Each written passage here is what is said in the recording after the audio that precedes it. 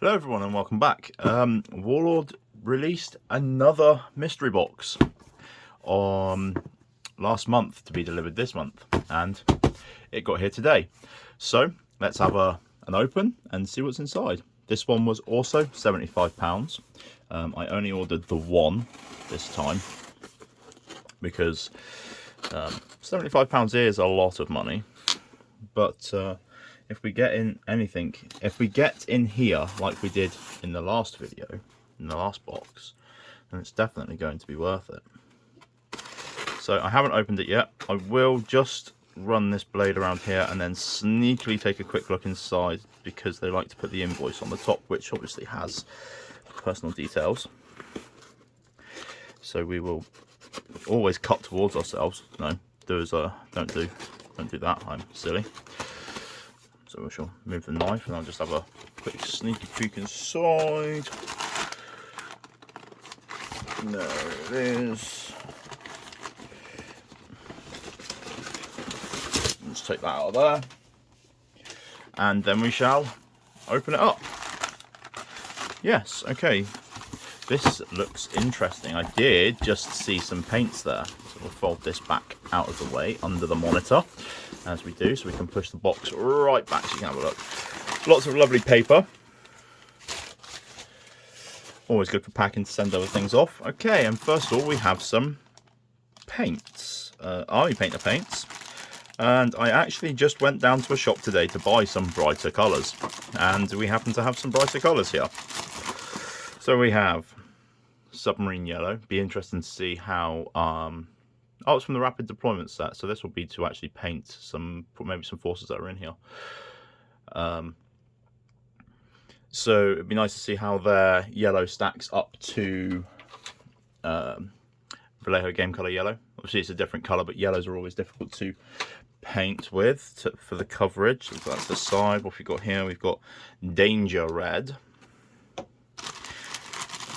We have green webbing,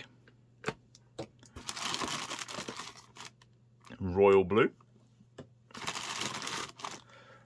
Soviet greatcoat brown,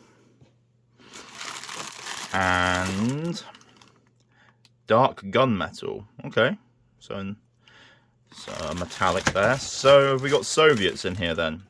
Well, I think we do. That seems to be like a T-34 I can see there. Or Korean. Oh, and some Conflict 47. Yes, it looks like it's very Soviet heavy actually. Conflict 47, I've been interested in taking a look. In Korea as well. There's a tournament coming up, Frozen in the Chosen, which I'm looking at going to. So I might do a Korean force instead of an American. Let's have a look. So here we have North Korean, or a Chinese PVA MMG team.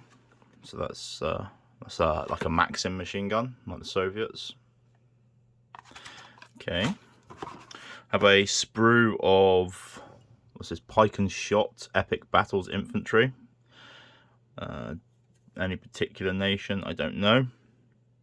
That's like 15mm scale. Kind of cool. T-34 76. It's nice. I do have a Soviet army. But if there's more Korean in here, then we could look at doing that. Oh, urgent reinforcements for the front. Victory at sea. What's that? The Vulture. What's this? Oh, so it looks like a battleship. Nice big base. Oh, it's an Admiral Hipper class cruiser. Nice bent one. So this is the older, put a bit of heat in that and we can bend that back straight. I think this is the older resin that they use for the Victory at Sea. That's an Admiral Hipper class heavy cruiser for the German Navy, the Kriegsmarine. Oh no, it looks like I'm going to have to start a German Navy. What a shame. That's cool, interested in that. So far, lots of things I can use. Put that to the side. We will just move this knife because Don't want any unhappy accidents, do we? Conflict 47, Soviet Ursa Infantry. God, these feel metal. This is weighty, really weighty. So now we shall open the knife again. And we'll take a look inside. I literally had a game with a friend earlier this week, and I said that I really wanted to try Conflict 47. So this has come at a really good time. Oh crikey, they are big lumps of metal. They are. Look at the size of them. This is a weighty box. They look cool. They're going to be really fun to paint up.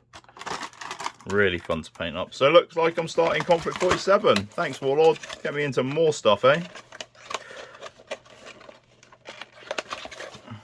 That's how they paint up on the back.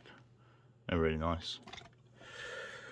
Russian application of RevTech has proved highly resourceful, utilising captured technology and feeding off a complex and well-placed network of agents across Allied and Axis governments, embodying the power and ferocity of the Soviet Union. The URSA's soldiers are used to spearhead assaults against the enemies of the motherland, capable of shrugging off small arms fire and able to tear light vehicles apart with their claws. URSA soldiers cannot be ignored on the battlefield and are comfortably capable of matching and beating the German. Not even going to attempt to pronounce that word or that one. They're originally created to face. There we go. If you speak German, happy days. Next we have more Mythic Americas. We got some Mythic Americas in the last box. Inca Chutso warriors, Cuzco with Makana, 10 metal 28mm miniatures. Let's have a quick look in the box. From the bedrock of every Inca warband, solid fighter mass, impenetrable wall of shields and weapons that the enemy stand little chance of defeating. Let's have a quick look inside here, shall we? If you like these unboxings, if they do bring out more and I do get another one, let me know down in the comments if you want me to open the individual boxes on the actual opening of the box, or if you'd prefer it if we did like smaller unboxings for each item afterwards that we're interested in. Let me know. So MDF bases, and they look nicely detailed there. Pretty cool. Interesting to paint up.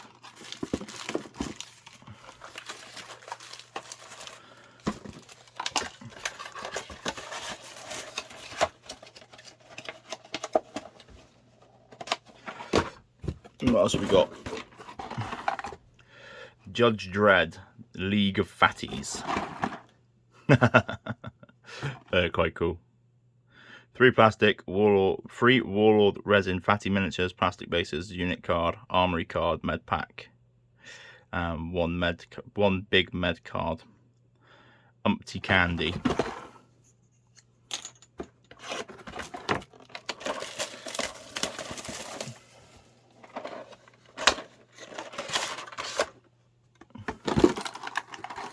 And it's just a couple multi-part. They're quite nice actually, very little flash on them. They're cool. Could be interesting to do a little something with, I suppose.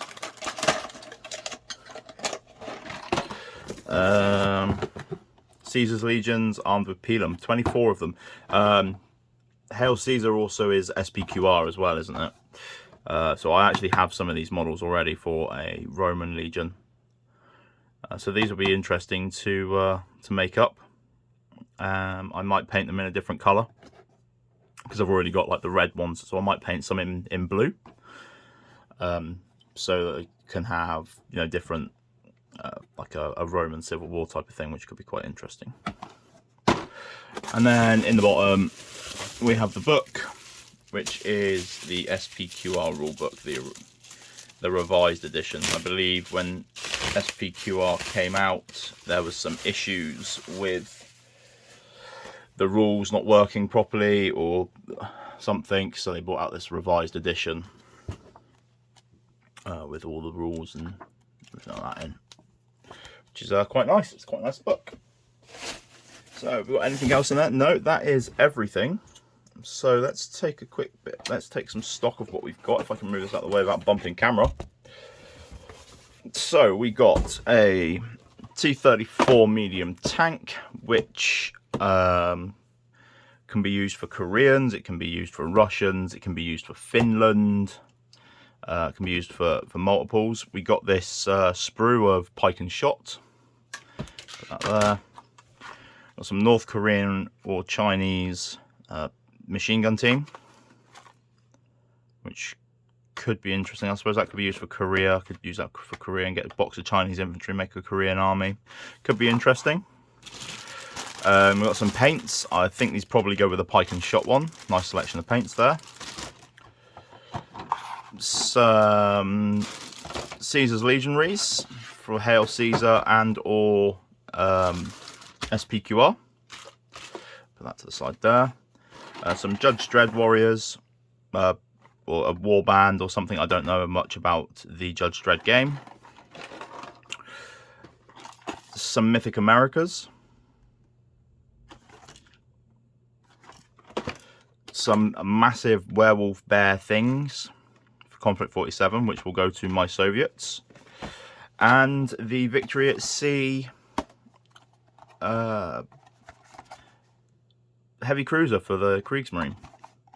So I think that's actually a pretty good box. I can use the majority of this. I can use the paints, obviously. I can use the SPQR miniatures. I can use the Conflict 47. I can start a German fleet. So I can use the T-34 for my Russians or Chinese or Koreans or Finnish. So yeah, I can use all of this. So I'm pretty impressed actually. So let me know in the comments what you thought about this box compared to the other ones if you've ever looked at the previous videos. So thank you for watching. Take care. I'll catch you later.